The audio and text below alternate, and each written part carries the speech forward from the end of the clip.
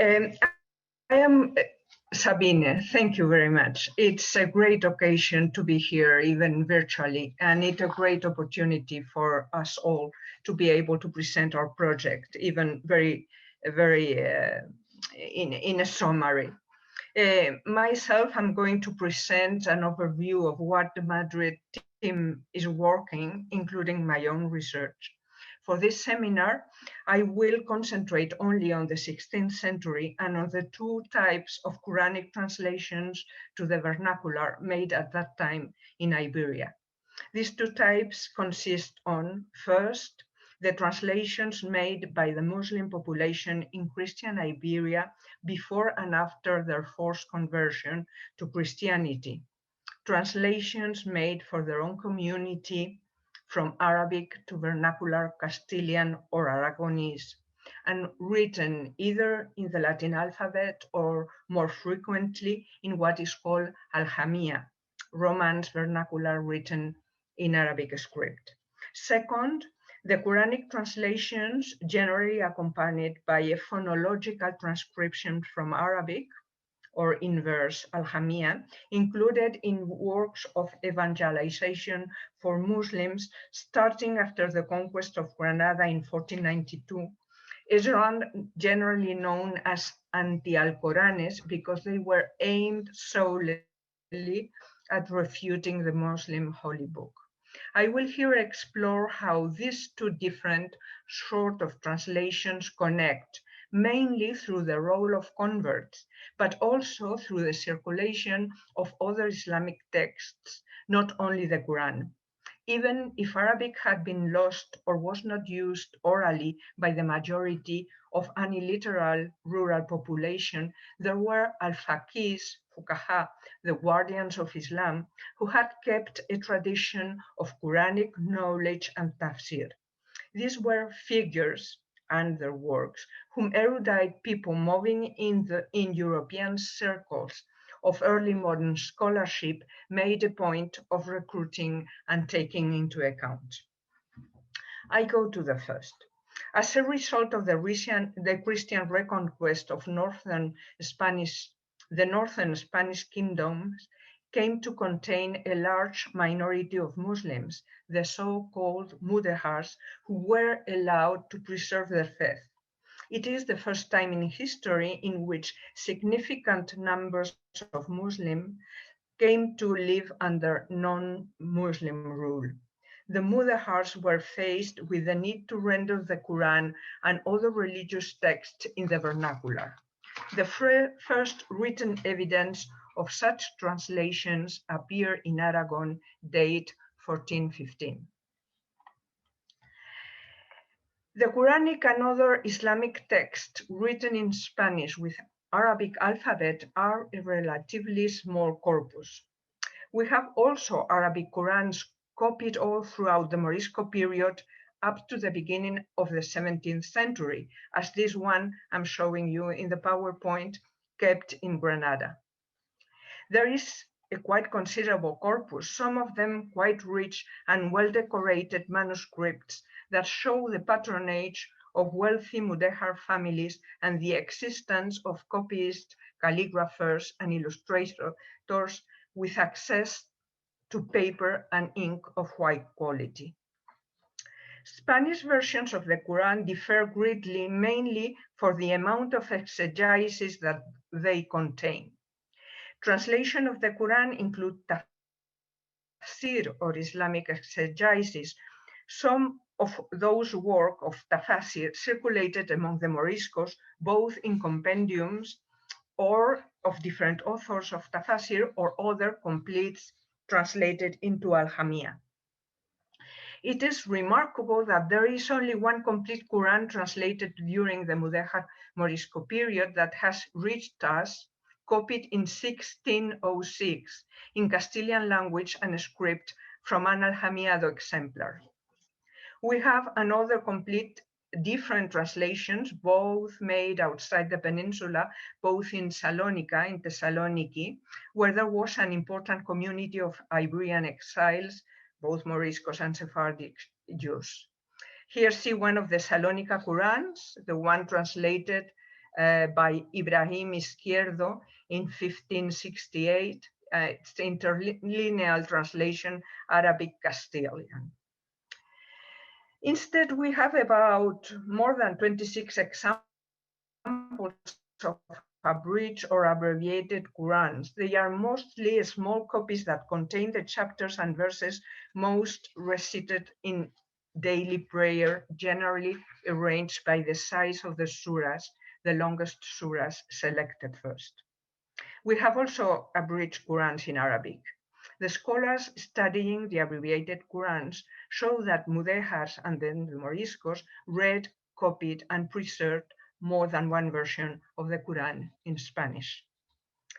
The existence of a numerous and firmly established Muslim communities in the Crown of Aragon that were free to practice their faith from the 11th to the early 16th centuries, till 1526 in fact, explains that most of the translation and interpretations we have of the Quran come from Aragonese territories where Christians and Muslim communities lived side by side for centuries and used a common language to communicate with one another. Christian scholars and clerics from the Middle Ages, among them the famous examples of Ramon Martí or Ramon Llull, had an easier access to Arabic or Islamic works than other European scholars interested in studying the Quran. And they had much greater opportunities to engage Muslim or former Muslim collaborators to help them study than they would have had anywhere elsewhere in Europe. In Castile, the period of collaboration between Christian scholars and Muslims had been shorter, but we have the famous example of the translation of the Quran made by Juan de Segovia in 1450 with the help of Isa ibn Jabir, a Muslim, not a convert. Bridging the gap between the two separate streams of Romance translation, the Christian and the Muslim, is the figure of Juan Andrés, a converted al-Faqih who worked in the service of Bishop Martín García. When in 1502, Isabel of Castile banned the Islamic religion in Castile, this bishop, close to the kings, was fundamental in the subsequent evangelizing campaigns. His writings, especially his sermons, and those of his group of collaborators were constructed according to the same principles, using direct dialogues which question Muslims. Próximo mío de moro, something like my dear fellow Muslim or my good neighbor Muslim, and referring solely to Muslim sources. Their books therefore contain numerous Quranic quotations which are recorded in Arabic, transcribed into the Latin alphabet, accompanied by Spanish translation and the pertinent exegesis provided by the authors of tafsir. These transcriptions sought to aid preachers and evangelizers by providing them with a certain ability to quote the text of the Quran through a phonological transcription. By making the audience hear the Arabic, the reception of the catechetical discourse was reinforced. It is important to note that the approach to Islam of those authors of anti-Al-Quranis, which were immediately refuting and contradicting the Quran, nevertheless includes tafsir and sunnah, and therefore is broader than the approach we find in other parts of Europe or contemporary parts of Europe or in other genres of polemics. Juan Andrés is the author of this Confusión o Confutación del Alcorán, published in Valencia in 1515. In his prologue, he says he tells about his translation, and also that at the request of the Bishop Martín García, he translated the whole Quran and 4 volumes of the Sunnah. we haven't found them, but Martin Garcia quotes abundantly of these works in his sermon. And Juan Andres was indeed familiar with Sunnah, Sira, the tradition, etc. I don't have the time to speak about him, but his work was extremely successful. 3 or 4 editions in Spanish in the 16th century, 5 in Venice, 1 translation to French, 2 to German, 3 editions in 3 translations to Latin, 1 English, 1 Dutch. So it was a very influential work in Dutch. A few years later than Andrés, in 1520, Joan Martín de Figuerola, a priest also from Valencia, finished his Lumbre de Fe contra el Alcorán, which presents a similar format for using the Quran. Like Andrés, he includes a consistent corpus of Quranic passages, about 185 in his case, again in Arabic in his case, as you see here, in phonological transcription and in Spanish translation, and referring to tafsir authorities to explain his passage. Figuerola, whose work is extant only in manuscript, also includes illustrations as well as the Arabic text of his citations. The illustrations are very interesting. I just show this one because it depicts, as it often does, Muhammad, not in a dismissive or caricatural way, and he's always accompanied by the authors of Tafsir, Ibn Atiyah and Samakhshari, as if they were all together the authors of the Quran.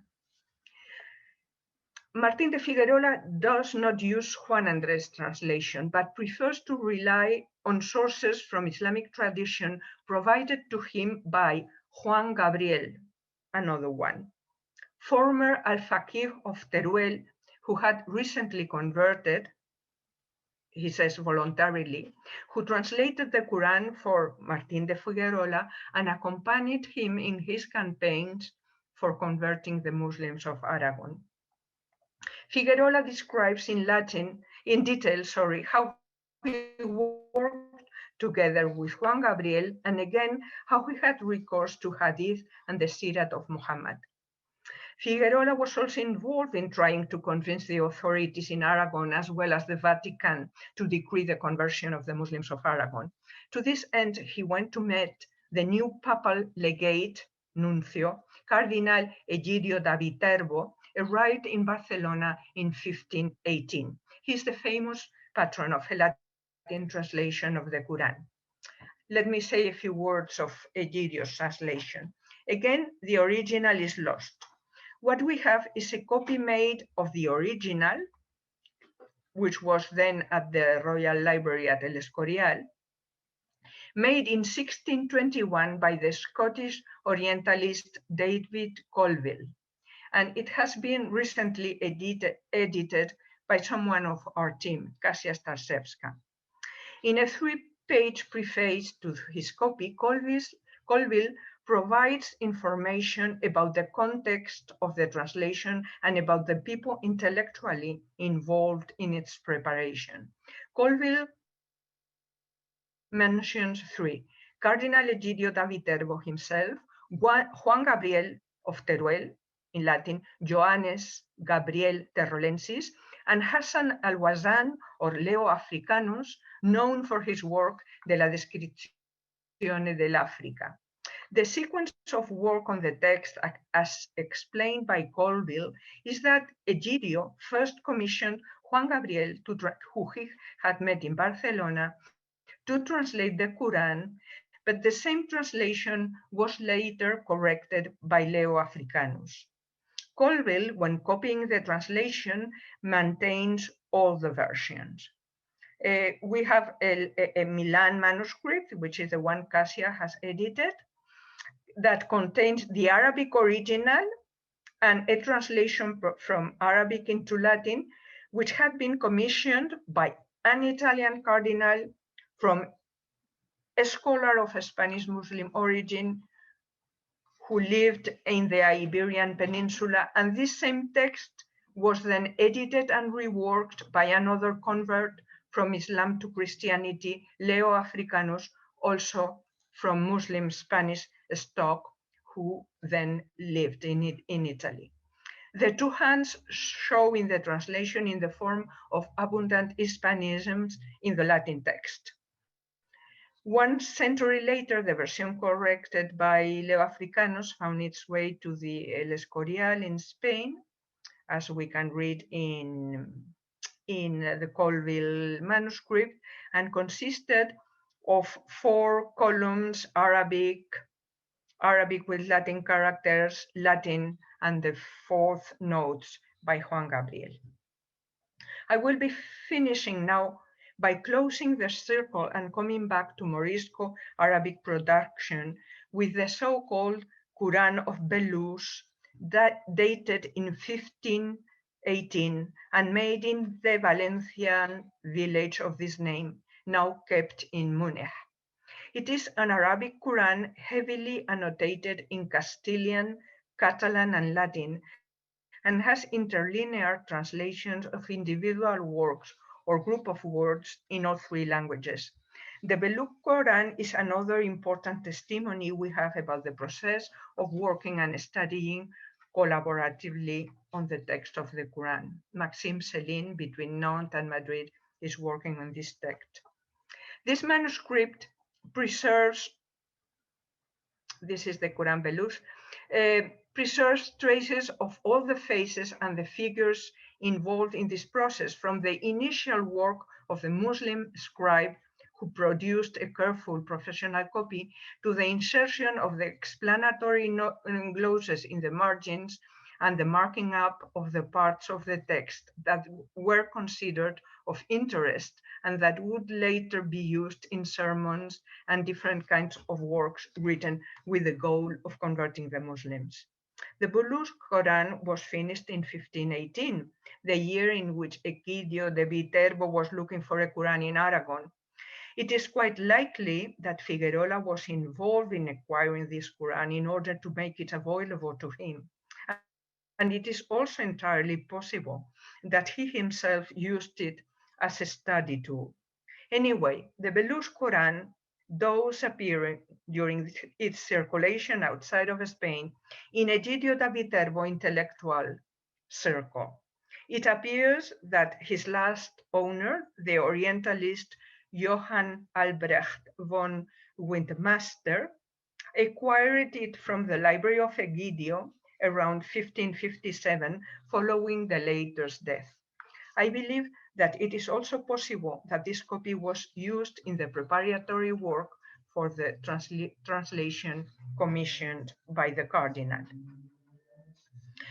We can see through the example of Egidio the interest that Moriscan knowledge arose in Italy, not only because of the collaboration of an Aragonese Mudéjar in the ambitious intellectual endeavors of an Italian cardinal, but also due to the fact that Martín de Figuerola's work was brought to Italy and copied there by another papal legate, the Cardinal Camillo Massimo, who brought it together with a number of Aljamiado and Morisco Arabic manuscripts, and that the Treaty of Juan Andrés, as I have said, was the object of several very influential Italian editions. To end this presentation, I would like to summarize what is remarkable, perhaps unique, in the Iberian scenery of the 16th century translations of the Quran, and that is the great proximity of Islamic traditions and sources and the availability of informants, mostly converts, which offer Christians interested in the Quran a privileged access to Islam. This is visible in a concept of Islam, even in very belligerent anti-Islamic texts, that is much closer to the lived experience of Muslims that we find for example, in early modern Northern European scholarship, a concept of Islam that is not just reduced to the Quran, but is aware of the religious significance of tafsir, sunnah, etc. And last, a connection with Italy, which imports and then transforms this Islamic knowledge for their own humanist and philological endeavors that will, from Italy, go to Europe, to the Northern Europe, and nurture nascent Orientalism.